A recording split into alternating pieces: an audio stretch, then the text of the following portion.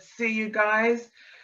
It's a Monday And evening and a very nice one at that. So thank you very, very much for being with us. thank you for joining us. Good evening, everyone. Hope everyone is safe and well. Indeed. Take care of yourselves at all time. With all these changes and rules and regulation, just keep one thing for certain. Protect yourself at all times. That's what I can say to you. Indeed. Tonight we have a beautiful young man who is actually doing some serious work, and we've been eating some of his wonderful food that he's actually sent us some tasters. And boy, anyway, I ain't going to say no more than welcome, Dr. Carlton Brown. How are you, sir? Thank you, Lorraine. And thank you. Lovely to have you. Lovely to have you here with us. Yeah, from Marshall and Brown luxury brand. Yes, luxury absolutely. brands. And yeah, that's brilliant. Yeah, and trust me, I'm cake like crazy. But good evening and welcome everyone. We'll be going through, and obviously we're going to be hearing a lot about Dr. Carlton's journey and the journey to this absolutely fantastic brand, which he will go into depth about and how it came about and so on. So if you want to learn anything, then we haven't said this for a while. Yeah, have your notebook pads and pens ready, because you know what, the man has experience, knowledge, know-how, and it's really for you. We do this because we want you to take advantage of the information and knowledge that is imparted upon you. So please get your notepads and pens, and I will say, as I normally say to everyone, Dr. Carlton, who are you? Who are you? That's a soccer hooligan in me. You must be from the East End. You must be a West Ham supporter, you know. Hey, stop that, man. That's a Liverpool supporter. Stop right there. Don't start swearing at me. I don't take kindly to that kind of swearing. All right. So, how are you? I'm good, thank you. I'm good. Thank you very much. Again, thank you guys for inviting me on. It's been a pleasure. So, so who am I? My name's Carlton, as I said, and what do? I'm sort of, I run a company, created a company called Marshall and Brown, which we formed 3 years ago, but we actually launched it 2 years ago. You know, but when I think about what the reasons why, in 2017, I went to a conference in Jamaica. My mum's from Jamaica, my mother-in-law's from Jamaica, and you know what it's like. They're both great cooks. And you hear that, Lorraine? The man said his mum and his mother-in-law. You know them jokes there? They're done, because we love our mother-in-laws. Exactly. Trust me. Right. Hold on, I got also put my wife in there too, because hey. Sorry, darling. So, but so a few years ago, I went to Jamaica to the diaspora conference, and when I was at the conference, one of the things which I had the opportunity to do is to go around to visit different industries and different companies through JAMPRO. JAMPRO is the trade and investment arm of Jamaica. Now I got this invitation, so it was great. But when I was there, you know, you're relaxing, you're taking in stuff, and you're just thinking about stuff. And for me at the time, I was really thinking about legacy and history and trying to do something. And you know, and one of the things what my mother-in-law and my mum have in common is they love cooking, right? And I'm passionate about the Caribbean. I'm passionate about Jamaica. So when I got back, it got me thinking about what is it that I would like to do as a business owner in terms of what could pay homage to sort of my culture and my heritage, but also to the two really strong matriarchs in my life, you know, at the time. Yeah. And rest in peace, my mother-in-law. But you know, so amen. Yeah. So in that respect, I thought to myself, you know, what can I do? So I wanted to think about food, because we all eat food. The Caribbean, you know, the Caribbean is one of the most visited places on the planet. You know, Jamaica has just under sort of 5 million visitors a year. St. Lucia, Dominica, you know, Barbados, you name it. We have Antigua. We have loads of visitors. So I thought, let's think about food. So I came up, and for a whole year, I sort of took the time to plan and think about developing concepts and brands that I think the general public would, as a whole, would like, including the diaspora. So that's what I did. So I went away, spent a year planning, doing my research, market research, designing, developing a supply chain in the Caribbean, specifically in Jamaica, and came up with a range of products. So a year later, you know, we've come up with sorry, 2 years later, we came up with a range. That's brilliant. You said a supply chain. Yeah. Explain that, please.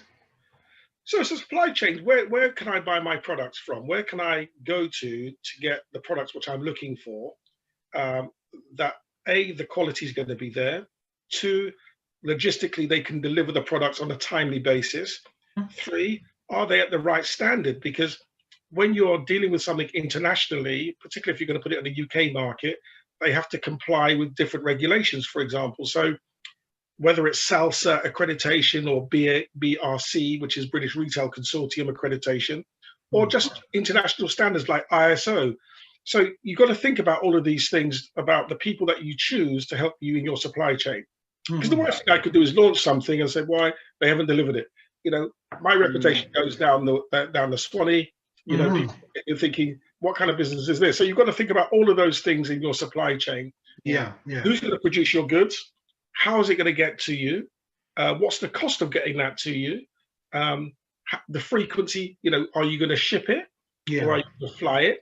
Now, if it's a light product, it can be not too expensive to fly. But if they're heavier, for example, I have sauces, the Jerk House range of sauces, for example, that's quite heavy. So we have to ship, and we've got to plan that, because we've got to plan period of time it takes over, how long it takes to come, who's ordering in terms of what of my wholesalers or retailers are ordering, how much stock are they ordering, how much do I need to order, and things like that. So you have to consider that whole supply chain thing, because otherwise it could be easy to get it wrong. Right. And also the longevity of the sauce and whatever that you're bringing in. Yeah, I mean, a lot of our products are what we call ambient products. So that means that they've got long shelf lives, which is good. Okay, yeah. So, for example, the Mama Brown rum cakes that you've tasted.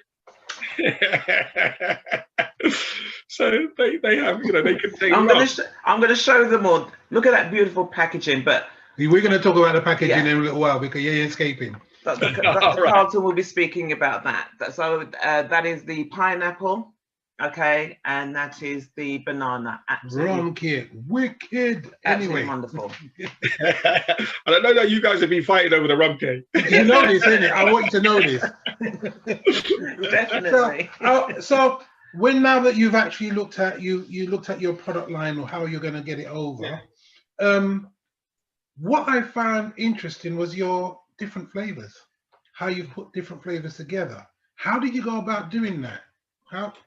Because that is, it's funny. It depends what it is. I mean, as I said, I spent quite a lot of time, and I think it was important to. I couldn't just go into the market and think on a wing and a prayer, because that's not what I do. I have to think about what we're going to do, why we're doing it, and do some research behind it. So, what do consumers like? I know it's not like an obvious question, but what do people like? What flavors do people like? Yeah. What's popular? And then thinking about some of the history stuff. So I think when I looked at, as you know, we produced a range of chutneys, for example. Yeah, exactly. I did the research around, you know, what was popular in the Caribbean, or what flavors do people like, or what's interesting, which is going to be slightly different, because you don't want to just the same as what everyone else is doing all the time. Yeah. You want to find something which gives you a bit of a difference, a point of difference, or we call it a differentiator.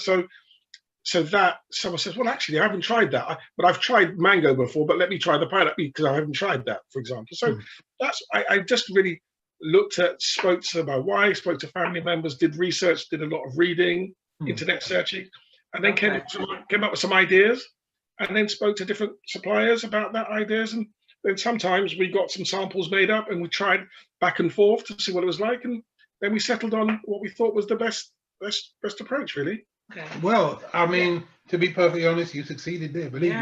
Yeah. I'd just like to go back just slightly, Dr. Carlton. How did you start the brand? I mean, what triggered you to start Marshall and Brown, or a luxury brand, so to speak, or to go into that market? Okay. So as I said, that's my other job is, as you know, is that and Lorraine, I'm a business coach. I'm a consultant. I've been a consultant for businesses for 17 years, working with different SMEs, small business enterprises, on strategy, on marketing, on sales, and on growth, helping business to transcend themselves. So with that in mind, I always thought about legacy, and I've said this before. When I thought about our parents and what they did, and I wanted something, as I said, I wanted something that represented them in a way. So, but also I wanted something that represented my culture, both cultures. I've got a British culture, I've got a Caribbean culture. So I wanted, and also I recognize, I think I personally felt that there was a gap in the market, because over time, I can tell you, you could probably say the same, Lorraine, and you go to the shop and you know the same brands are going to be there. Yeah. They're going to be there religiously, and that's a good thing. And it's good that we're able to stand the test of time. That's really important. Yeah. We've got great brands that are still there. But actually, there's not been, you know, the last brand, like, you know, other than Levi Roots, other than sort of Levi Roots, and before that, you know, one of the great stalwarts for me has been Mark Del Getty, who's produced teas for years. And I take my hat off to him, because he's been there consistently for years. But actually, but outside of that, I can't think of too many other brands which have come through in a strong way. Yes. Of course, you've got the traditional Grace Foods and, you know, and all the rest of it. But so I wanted to have a brand that actually was a premium brand, was slightly nuanced and slightly different, which wasn't sort of midstream in the market, but was slightly different. And that's why I was looking to, in terms of what we call marketing positioning. So I wanted to position it in a slightly different way. So, you know, we do like a luxury rum truffles, for example, under our Marshall and Brown brand. And sorry, I didn't send you some, but I will. I will, Lorraine, I will send you some. Thank you very much. Thank you. What's going on there? What's going on there? That's it. Oh, beautiful, beautiful. You know, I think with your brands, as you're alluding to, it is about. I like the fact that you use the word luxury, authentic, premium. Culture and respect is also one thing that you put in there, because it is an homage to your mother and your mother-in-law, and the culture, the exquisite flavors. Those are things. Those are how it's packaged in such a way. I mean, when you look at the packaging, you look at the boxes, you look at the bottles, you can actually see time has been taken.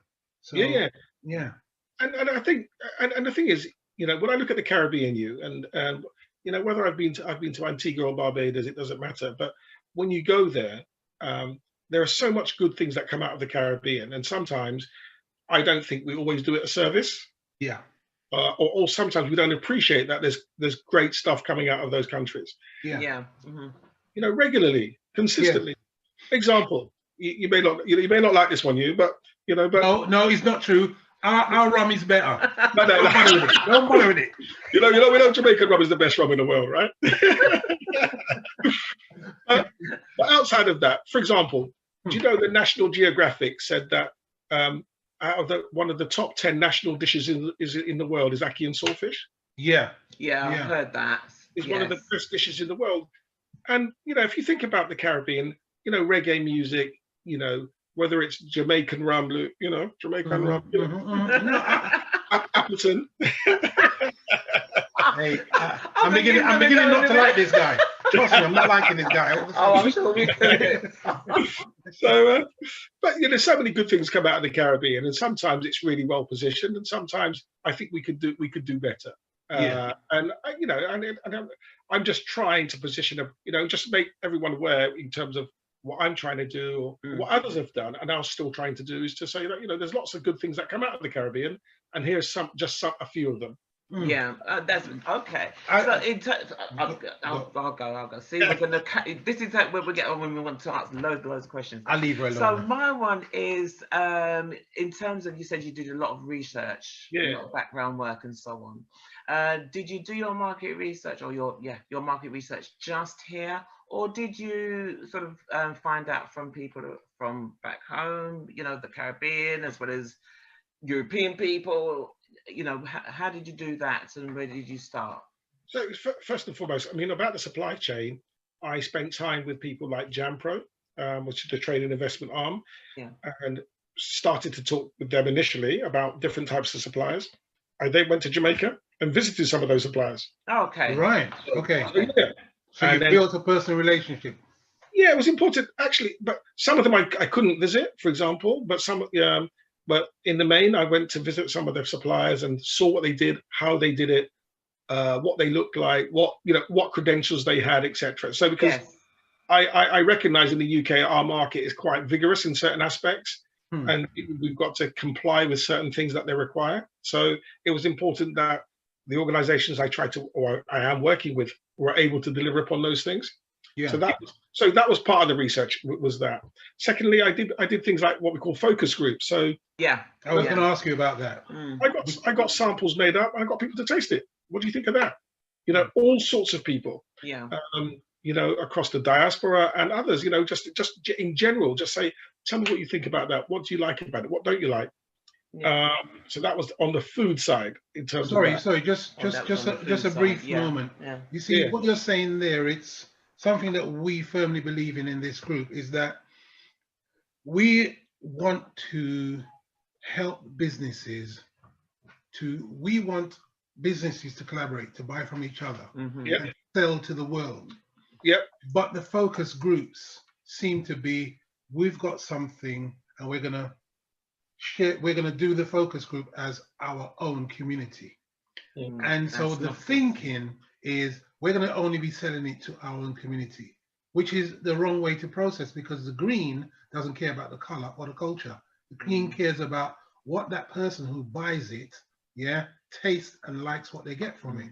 So I like the fact that you looking at focus groups, because when I thought about that and I heard what you were saying, I was thinking about Mark Delgatti, because his teas, when I tried other people's teas, his teas are powerful, they taste, and I thought, this tastes like West Indian tea. And I think that's where, when I tasted what you have produced, I've tasted the quality and the reminder, yes, this is from the Caribbean. And the longevity, as you said, building that brand, one that is going to stand the test of time. You know, the extensive work that you've put into that, your research, your focus groups and so on, that's all part and parcel of building to get to that, isn't it? As I said earlier, you know, when I think about earlier, I said, if you think about just the amount of visitors that visits the Caribbean in general, there's got to be, I reckon, 15, 20 million visitors a year across the Caribbean. I mean, they include Mexico as part of the Caribbean. The Dominican Republic, for example, is one of the most populated visited attractions. Jamaica, 4.5 million, but the cruise ships, you know, Cuba, St. Lucia, you know, you name it, Antigua, Dominica, all of those countries, people are visiting. So, and they're not only people from the Caribbean. And I can remember, it's an interesting, when I had my other business many years ago, one of my biggest clients was Canary Wharf, the actual Canary Wharf group. Oh, okay. And one of the building managers in Canary Wharf, I used to go and visit him every so often, and we used to sit down. His name was Mike. He used to tell me that he goes to Jamaica every year. He's been going to Jamaica for the past 15 years, and he's in love with Jamaica. And he, you know what, he said, you know what my favorite thing is, Carlton? I said, no. He said, I love at lunchtime, and he said, it sounds really sad that I say this. He said, but I have jerk chicken with rice and peas and a red striped beer. He said, and I sit there and I watch the ocean. He said, that's me in heaven. That's him. That is it. And he's, you know, he's from the UK, you know, but he loves Jamaica. So, but when I used to work up in the city, I used to go, sometimes there was a Caribbean place just off of Chancery Lane called, I think it was Jerky's. Yes, I remember. Do you remember that? Yes, my days. Yes, I do. Yeah. And this guy, you used to go there at lunchtime, and all you would see is queues. Yeah, that's right. The queue was made up of everybody.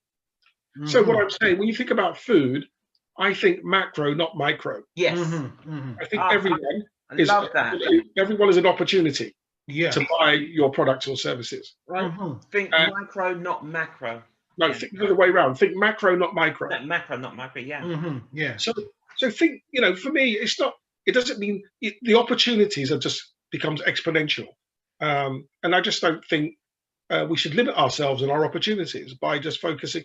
Of course, I want the diaspora to engage and buy, because that's really important to us. That's really important to me. Absolutely. At the same time, I think it's also important for other people to experience different things. Look, if you think about what we do on a weekly basis, all of us across, you know, the UK, we have Chinese food, we have Indian food, we have pizza, we have Turkish, we have all of these different flavors of food. So people are prepared to try. The research tells us that that people are prepared to try and are looking for more to try. Yeah. And it was interesting during this COVID period. How many people, there was a thing about cooking and supermarkets that they were selling such a different, diverse ranges of food because people just don't want to have the same food week in, week out. Yeah. And there are more people cooking now than there's ever been forever for a long time. Yeah, absolutely. But they want to try something authentic though. They don't want something which is what we call an homogenized version of something, which, well, it's Jamaican inspired or Caribbean inspired. Yes. So we don't want how dare I say it, we don't want a jerk burger. No, that's right. Or we don't necessarily, no, I don't, and I'm joking. I'm we say, we make fun and joke, right? But, but what I'm saying here is actually McDonald's having a jerk burger actually is quite a good thing in my view. Why? Because it promotes the word jerk. Yes. As a consequence of promoting that work, they're doing my advertising. They're doing my advertising for me. Yeah. Thank you very much, McDonald's. I don't have their budget.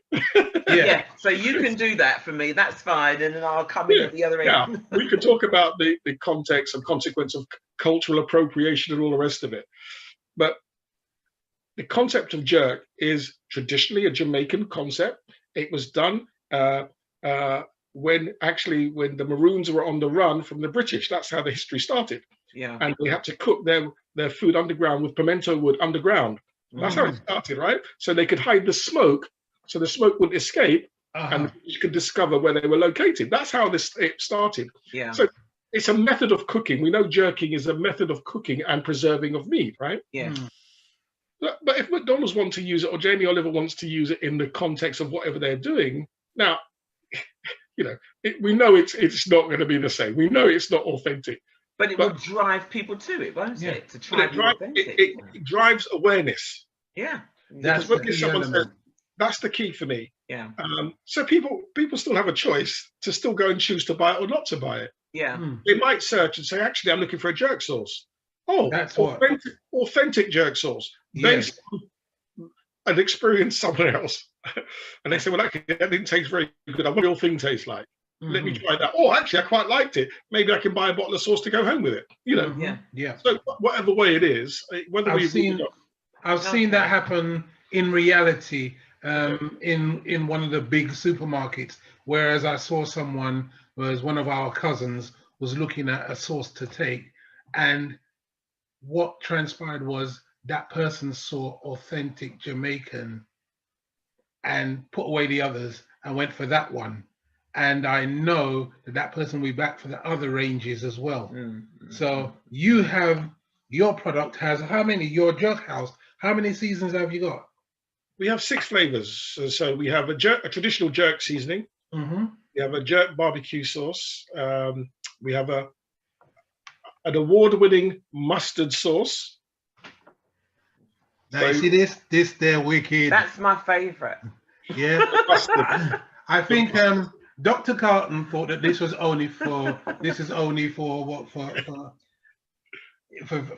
vegetarian, vegans, and so on. Vegans. But when we told him we put this on fish, he was like, "Hello." Believe me, this works on everything, right? I recommend it highly. And by the way, you won a prestigious award for this. Yeah, we won the Taste Awards. It's a national award, the Taste Award. So it won it in September, October. National recognition. So what happens? It gets entered into this award. It's judged by retailers, restaurateurs, commercial food buyers nationally, and they give it a 1-star rating. Yeah, which is so we've got the 1-star rating. So this is top of tops. So, Dr. Carlton, I'm going to bring you back a little bit now. Okay, so we've done the focus groups. Not yet. Oh, the other. So we only had 2 so far with the with the jerk house, which were the. So we've got jerk seasoning. We've got a jerk barbecue sauce. We have a jerk sauce. We have a jerk. So we have a red pepper, Scotch bonnet pepper sauce. Okay. Yeah. We have a yellow red Scotch bonnet sauce. So that's the 6. So we got 6. Yeah. Which one's the hotter one?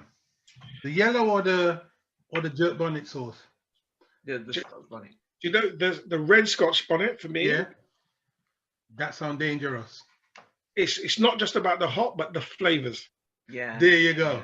That's the important thing. Because my uncle used to have hot, and we used to have a towel wiping his brow because the pep was so hot. But there's no point in that for me. No, it's got to have flavour. It's got to have flavour, hasn't it? It's got to have that depth of flavour, not just you fanning the bit. That doesn't make any sense to me.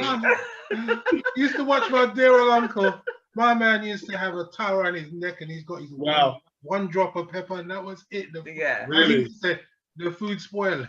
Exactly. But that's the thing, isn't it? You want the flavour, and you want it to enhance. Yes, right. And you can taste it, not to mash up your food, you know. Dr. Carlton's, Marshall and Brown sauces and peppers are not going to. They're not going to kill you. They're not going to mash up your food. Enhance the flavour of your food. That's what we're getting to. Exactly. Enhance the flavour. Enhance the food.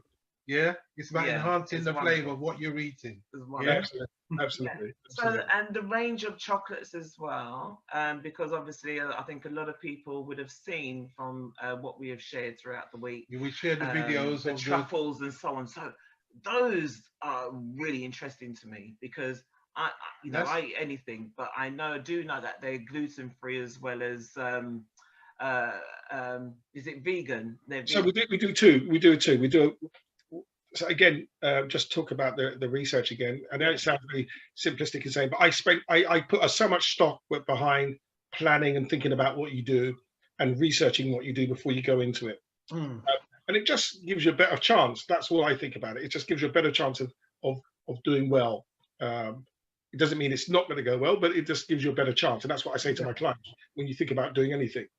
So we do a vegan one, and the reason why we did a vegan one because we recognize it's the fastest growth industry. In fact, even Asda recently have opened up a trial store in the north of England where they've got 1 or 2 entire aisles just full of plant-based foods. Wow. So they're trialing it because we know it's a growth sector, and also people's lifestyle and habits are changing. Absolutely, yeah. So we've got a vegan run truffle, yes. And it's got sorry but it's got Appleton rum. But listen carefully, right? Appleton rum is the boom. I got no arguments about that. That rum is serious. When you have Appleton rum, that also enhances whatever you taste Appleton rum.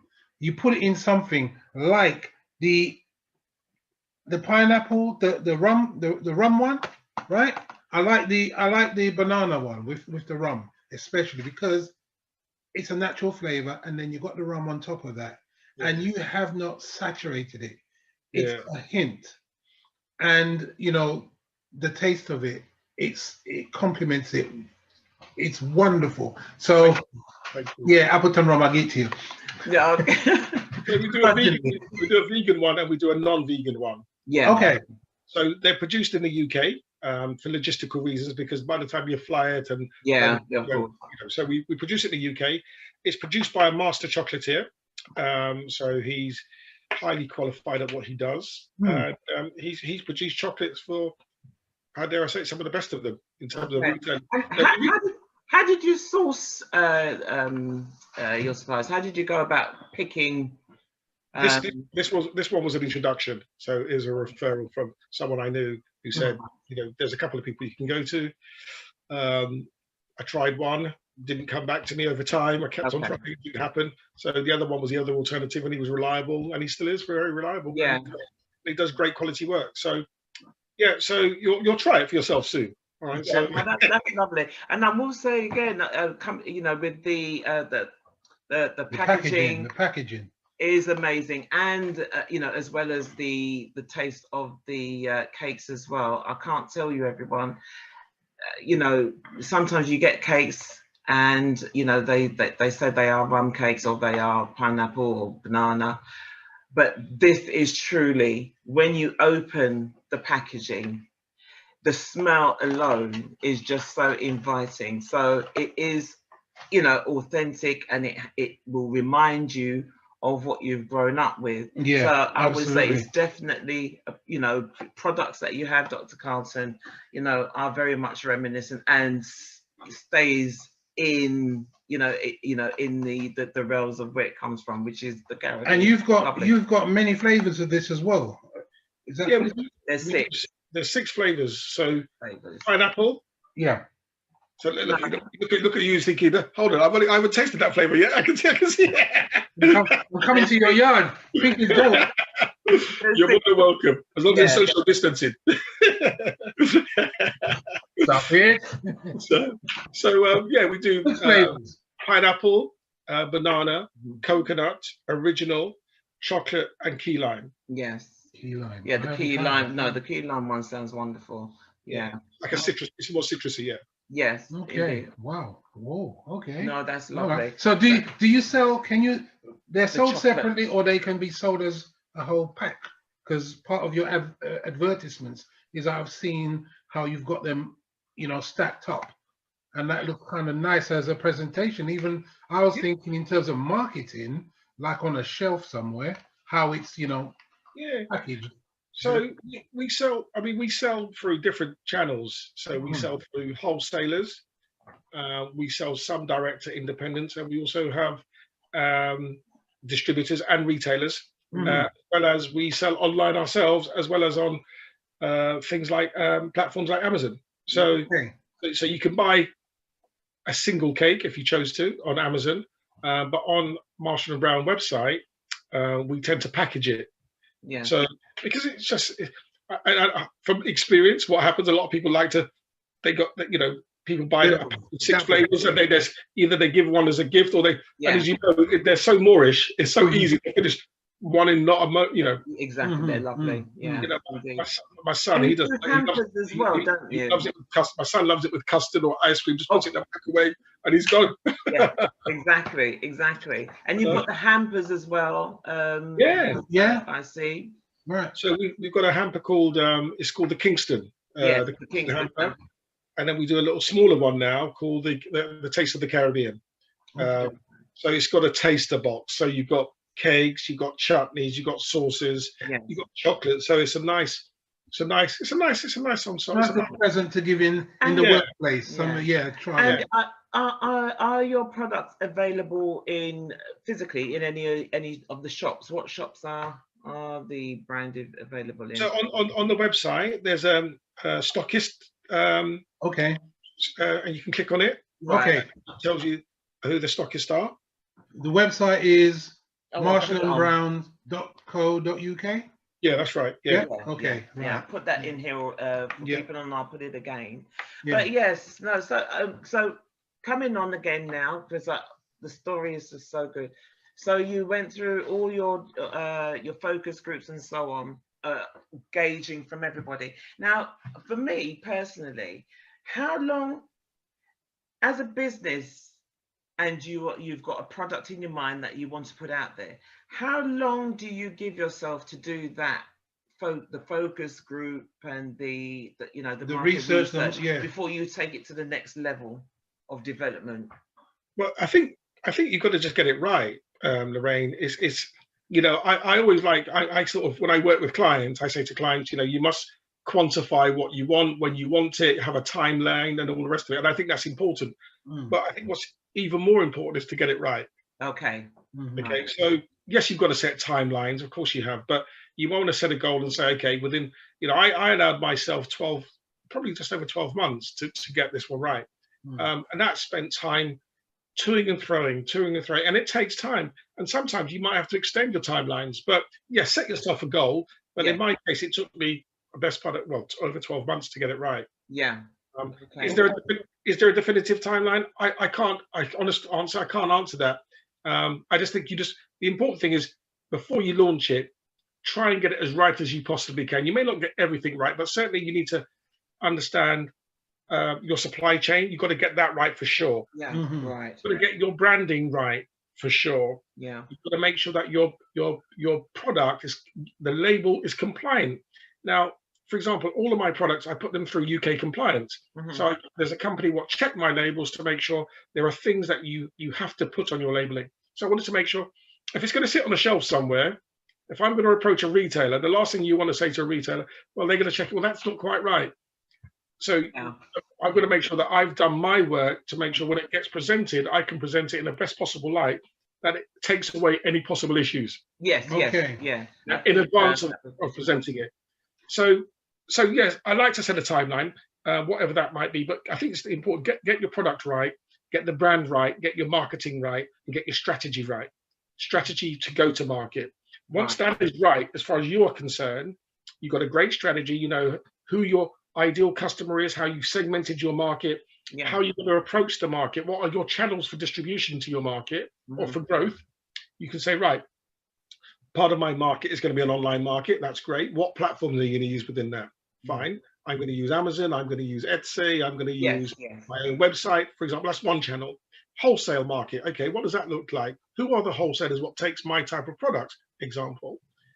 And if so, when you think about the wholesaler, I'm going back a twist a second. There's an implication when you use a wholesaler because the margins change. Okay. The wholesaler is going to want the wholesaler is going to want his slice of the cake. Yes, of course. So then you have to think about what price do you charge so the dynamics become slightly different. That's all. So you can go direct to a retailer, a multiple, which we're doing and we're talking to at the moment. So you can go direct, and that's a different transaction. That's a different relationship. Again, they still want to squeeze you. Margins. And you can go to the independents, like I don't know, delicatessens, deli shops, garden centers, farm shops, independent retailers, or multiple small multiple, and so on. Gift shops and so on. So you have to just think about your strategy about where you want to go in the market. But I think before you launch, because I've worked with clients in the past. They've woke up and said, "Well, I'm going to start a business," and the next minute they're working on something and they've started. And now that idea, that innovation is great, and we have to be creative, we have to be innovative. So that's where some people don't have that skill set of innovation, but it's then translating that innovation and that concept into something which is tangible and workable. Indeed. And I suppose for yourself, with your background, that has helped you yourself with the launching and the marketing of your own product. Yeah, I mean it has done, but as we say in Jamaica, one hand can't clap. Right? Yeah, true. You can't do it on your own. Right? Yeah. So I mean, I've been blessed to work with different people. I mean, I work with a PR agency called FP Comms. Yes. Nicola Billington, fantastic team. She is indeed. Fantastic team. I mean, so in terms of, example, you just talked about the hamper, right? Our hamper recently was recognized in Stylist magazine as one of the top 20 hampers in the UK. Wow, that's amazing. And we've only been going for such a short time. Now, that's not down to me. That's down to Nicola, Afeni, Saskia, and her team. That's what they've done. They've put out a press release to different companies. They've got those companies to recognize the brand. Those companies have liked the brand and compared it to lots of other brands and said, you know what, this one we believe is one of the top 20 in the UK for this year in Stylist. Now, I was blown away, but they did the work. So when I say I can't do it on my own, I can't. So you need expertise in areas that you don't have the expertise. And Nicola and her team have got an abundance of expertise. And I commend any company that is doing something and they want to launch it, contact FP Comms. That's the plug. Absolutely. Plug it. Absolutely. I think that is wonderful, because one of the things we don't do, we don't plug those people who support us. Yeah, absolutely. And we need to be aware of that, and we need to also say that, to those people who do support us, we cherish you. Yeah, absolutely. And, absolutely. We have to recognize them. Yeah. Now I'm going to change the subject slightly. Okay, go on. Cakes. Packaging. Yeah. How did you come up with this concept? This is wonderful. I'll put it in front of the camera for people to see. It's so pretty. It is beautiful, right? And the thing is, it is the shape. Yeah, that's what's recognizable, is that this is an individual thing that you can actually look at and say, well, was that your idea? How did you come to that? So, I mean, going back to if you don't mind just showing up one of the chutneys for me, or the sauces. Oh, the chutneys and if you put it close, if you can put it close, you can see. So we spent time and design. Okay, so it was important. You got it back to front. So yeah, so just coming up, spending time with the graphics team and the design house and people who understand branding. Thank you. Yeah. She's done it so well, you know. There you go. See, I'm rubbish. I'll get back. Right? These people do, you know, that kind of thing. Okay. But you know what? You know the way that you've done that. You see, like that is so. Yeah. It is so us. Yeah. Yeah. You can actually see what is actually being done here. That it's a part of the Caribbean, and I like the way that you actually looked at that, because it's simple. Yeah. But it's effective. Yeah. So sorry, we got carried away there. Carry on, Doctor. So how did you come up with that? Yeah. So we just literally, it was, you know, we started off. It sounds really silly. No, it doesn't sound really silly. The idea was we sat down and just talked about the Caribbean. And I talked about what I wanted to deliver. So I'm looking for something that looks premium. It's got to represent the Caribbean. I want something contemporary and modern, but representing the Caribbean, but in a new way. So all of these things are going through your head. And we literally started off just writing stuff down, all the key words, what we thought about. Brainstorming it through. We just brainstormed. And then after that, we then came up with what we call mood boards. So we got images on a board, literally, that what we felt represented the Caribbean. Right. And what I was looking for. Then we just literally started to put things together. That doesn't feel right. That doesn't look right. No, I didn't like that. You know, whatever it was. And now the jerk house, for example, I know it sounds really simple, but if you look at the jerk house, there's small touches. So if you can look at, you can see there's a little red, gold, and green there. Yeah. There's the black there, and there's the house. So the meaning, you know, community-wise, there's a house what represents us as a community, because you know, we're all very, so culturally we're very collective. So when someone comes to your house, it's about that warm feeling of being invited in.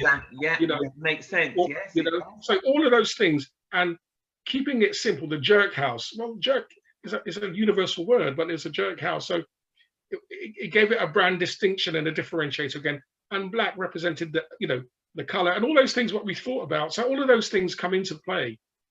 So it's just about sitting down and really thinking about what is that you're trying to come across with, and then playing around with it. Yeah. But it's important that the people that you work with need to try and understand your brand. We call it perceptual mapping, right? Yeah. And that perceptual map is when you look at your brand compared to other brands. So if I said to you and Lorraine, Louis Vuitton, what other brand comes to your mind? I'm not into that, but Prada, Gucci, right? Yeah. So straight away you're matching your brand in that space. That's true, to something else. Something else. So when you think about, when I was thinking about my brand, I think I drew up this perceptual map and I said, where do I see my brand compared to others? You know, in the same space. So whether it's a jerk sauce, where do I see my brand compared to, let's say, a Levi Roots sauce or a Kona sauce or a Sainsbury's sauce, whatever it might be? Where do you see your brand compared to that? You know, just a general barbecue sauce. Where do you know? And then you start to say, okay, how does that look so different from that? And literally, Lorraine, it's just a way of working through it. Yeah. It's until you feel comfortable that that brand represents what you're looking for. Then you move forward with that. And you move forward with it. But it's a process. It's a process. It's not just a sort of, well, I think that works. Oh, someone just knock up a quick, do me a favor, knock up a quick logo for me. Yeah. Exactly. That happens. And I get that. Yeah. I get that. Don't take me wrong. And sometimes that can work. But it was just taking the time, because it was around trying to position it in a way that I felt was what I was trying to represent, really. Yeah, representing. Yeah. Okay, because representation, as we all know, is key. You know.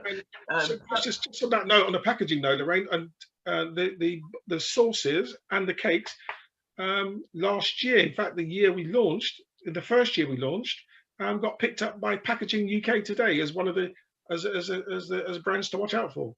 Wow. So you see, you are in a very fortunate position that you seem to, every time you step, you seem to step with it, you have the Midas touch, because it looks like, I mean, you're advertising. Let's just talk about that on the group. I mean, it is simply beautiful. It's not garish, it's not loud, verbose, nothing at all. It is just calm, and it explains what it does.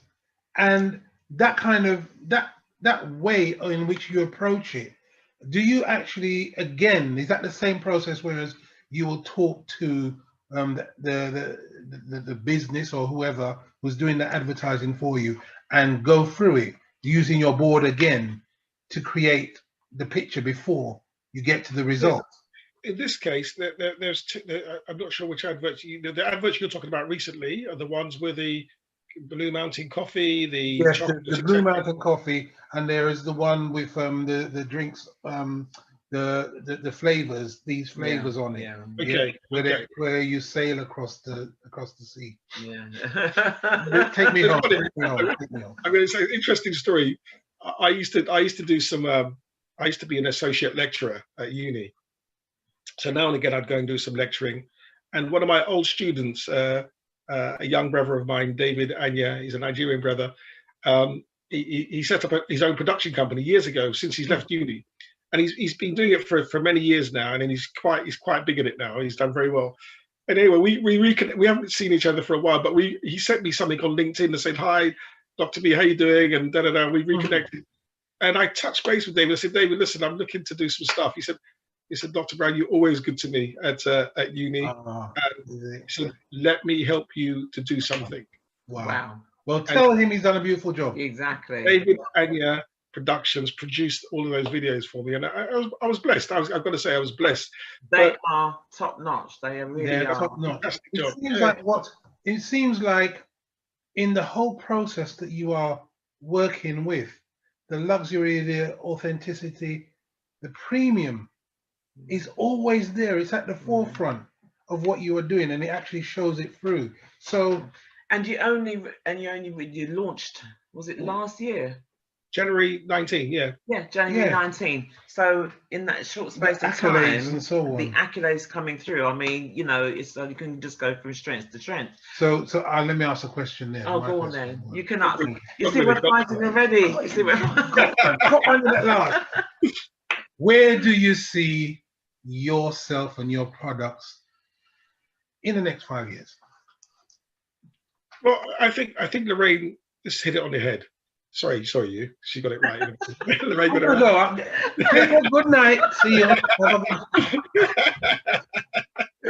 But I just, for me, it's about just continuing to grow as an individual, to grow as a brand, just to be sustainable, a viable business that meets the needs of the market. With great products that look great, taste great, and people value. And I think for me, it's really important to try and contribute and give something back. And I think as a community, sometimes I think what's often missing, and we talk about this all the time, unfortunately, we hear the same stories.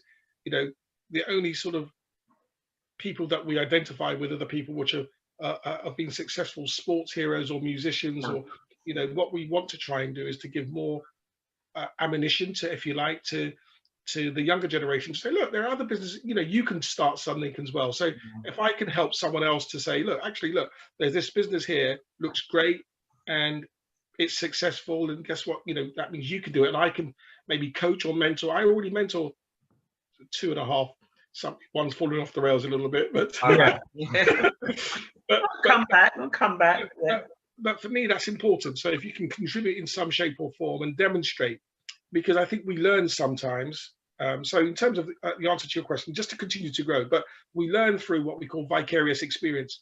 We live through other people sometimes. Exactly. Yes. So we can see someone doing something, say, well, you know what, that guy's doing over there, maybe I can try. Yeah.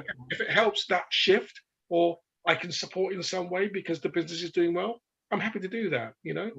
So that's what's important. No, that's wonderful. That is fantastic. My question is more so because this year has been so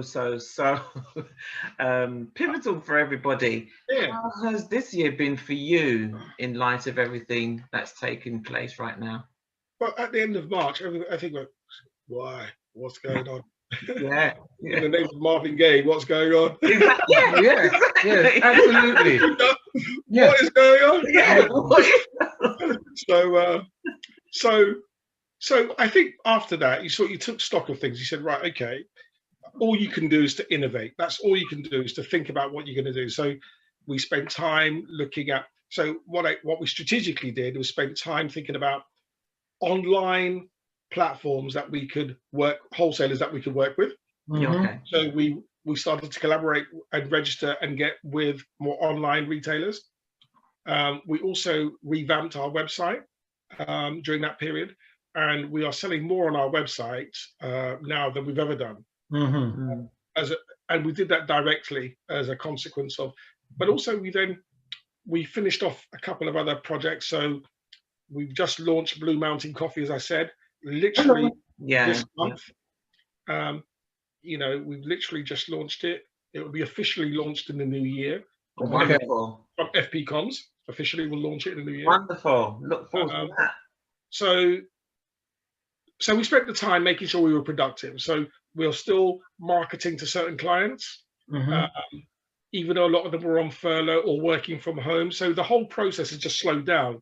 So we've just had to innovate in that space. And that's when we've come out okay. But it's been tough. There's no words around that. It's been tough. It's been challenging. But at the same time, you can't just sit back and let the world take over. You've got to think, right, what can I do differently? You've got to take charge. And in these particular times, what I actually picked up on and learning vicariously is that the rich will see this as the time for opportunity.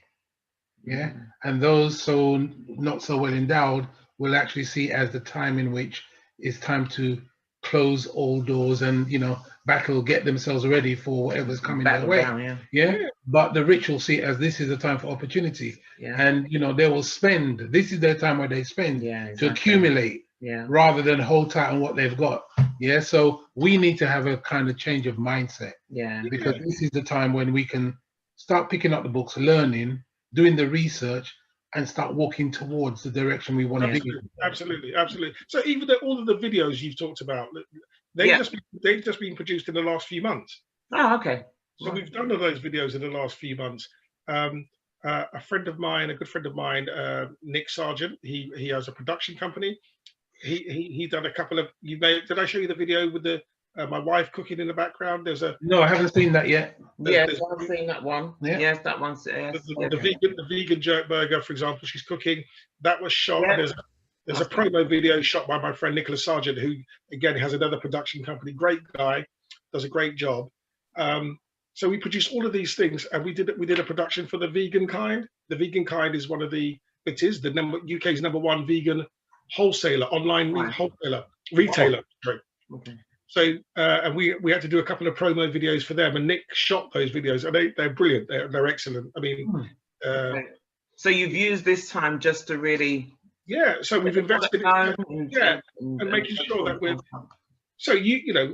we've shared that stuff, but you've got to be productive. You've got to be proactive, because otherwise, otherwise you just go backwards. Well, you saying that, I do have a question, because I did put it in there, just not too many, but a question for you, Dr. Carlton. So, Mr. Patrick Wright has asked, when would you like to work with us to take on the world and help make retail products in products? Now, Patrick Wright is a fantastic branding director of a company called Combella. Okay. Creative Solutions. So there you go. There's a collaboration possibly there. So if that does interest you, we can perhaps put the two of you together and see where things lie. Can take the world on. Actually, I'm more than happy to touch base. So I'm sure you can give me my details after. So we've got a couple of projects. Not for today, it's not for next year, but we've still got some products that we're still thinking about launching. But next year is about consolidation and making sure that we are getting to the market what we're already doing. So we need to consolidate that. Okay, Yeah. so Certainly, I'd certainly be happy to work with Patrick for sure. Yeah, Patrick, I'll get that sorted out. But I just heard a question just pop up there. Within your plans for what? Start the question, which is, what do you see the future lies for this COVID? How the effects, these to and fro-ins of what we have to do.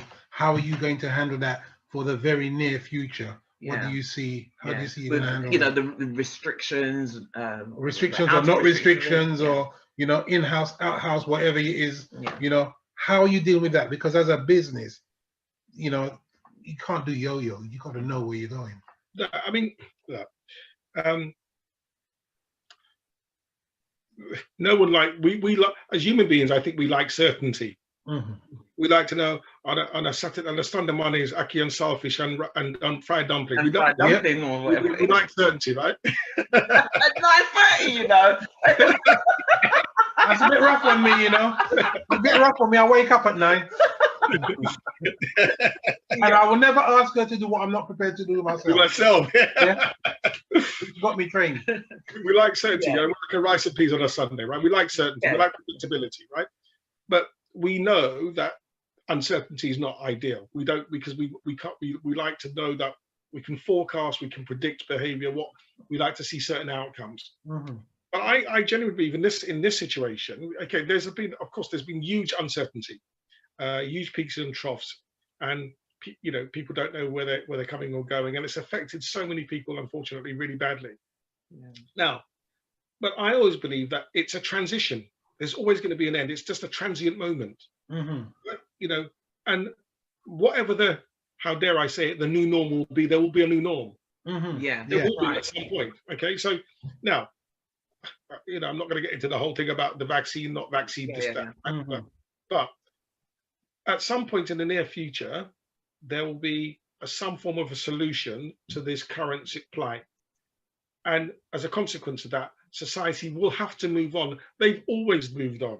So if you think about all of the previous epidemics in the world, whether that's been SARS or Ebola, whatever it's been, people have to move on. Now, I had the same conversation on the weekend with some friends of mine, right? And we were talking about the vaccine. Now, last year I was in where was we? We were in Singapore and Malaysia, and you can't go without taking a vaccine. Oh, really? Well, I've never been there, so right. Oh, Thailand, we can't go. I've been to parts malaria. Of you have to have the malaria vaccine. South Africa, you can't go without a vaccine. Right. So whether we think it's right or not, that's a whole different debate. But are things going to be imposed on us? Probably.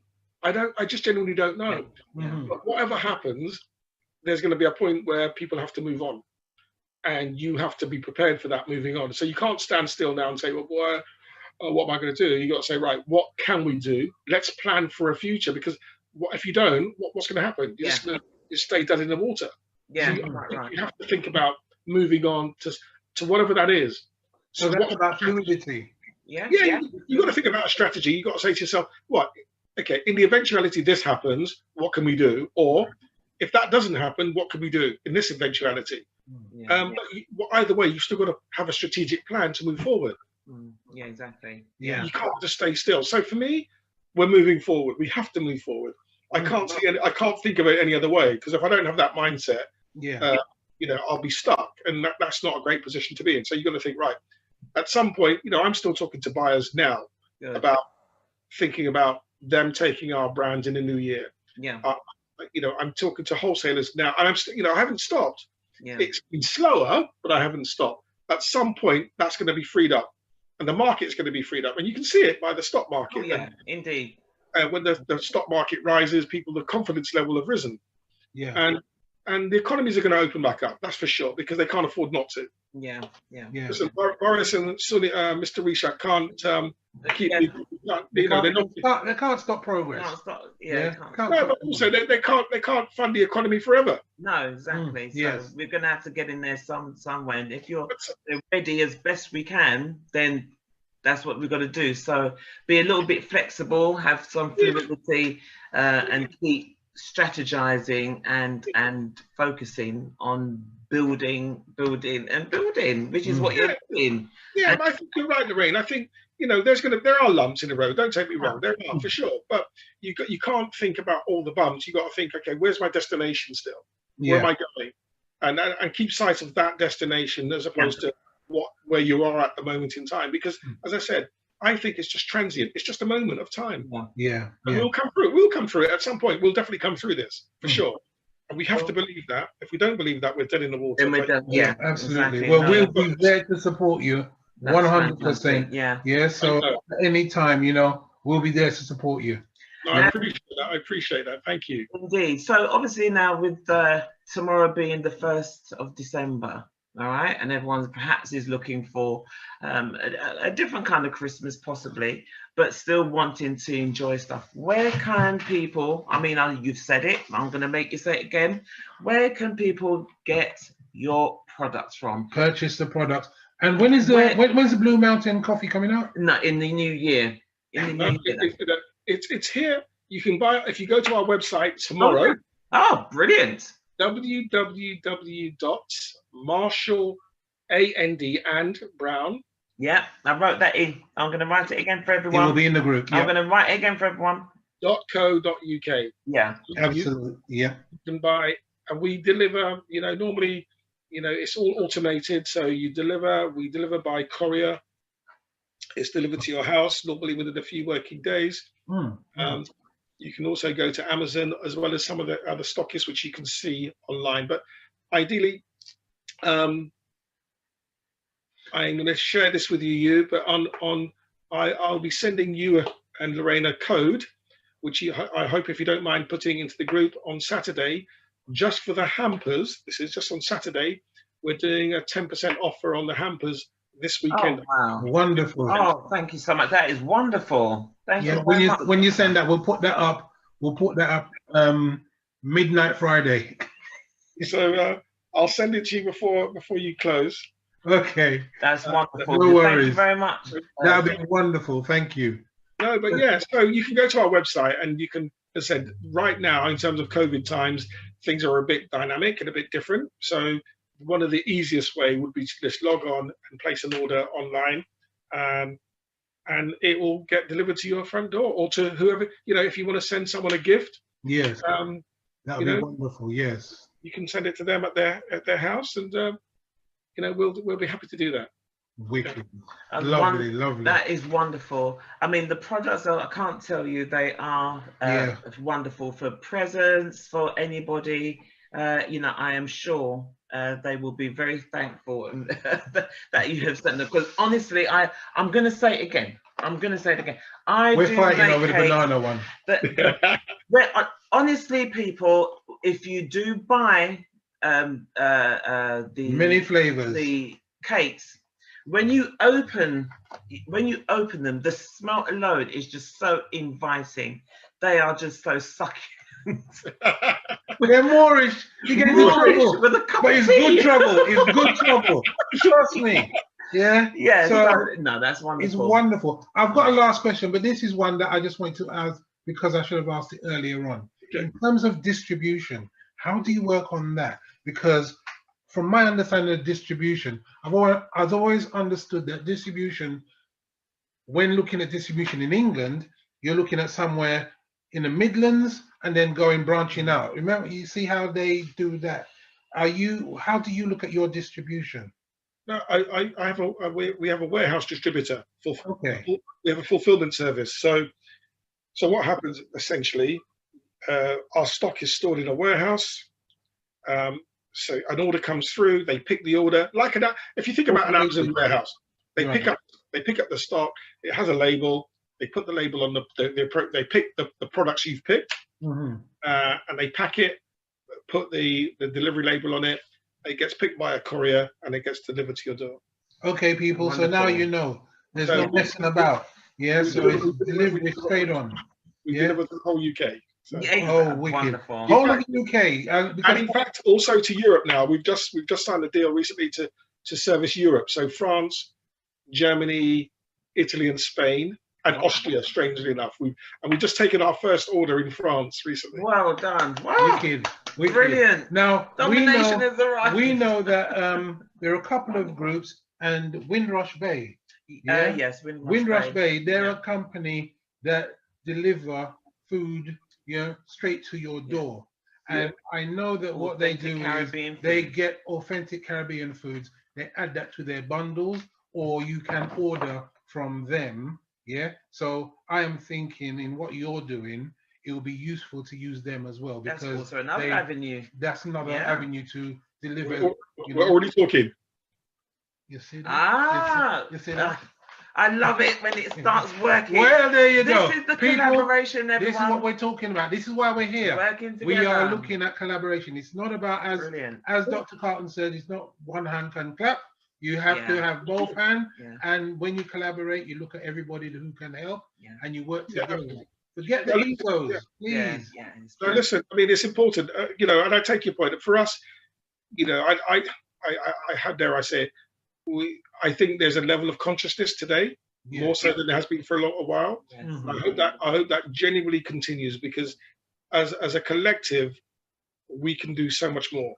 Absolutely. Indeed. And we can be so much more powerful and viable. And we know the only way for growth and power is through our own economic wealth. Absolutely. Indeed. Right? And we are here to make sure that conduit keeps going. Yeah, for sure. Yeah.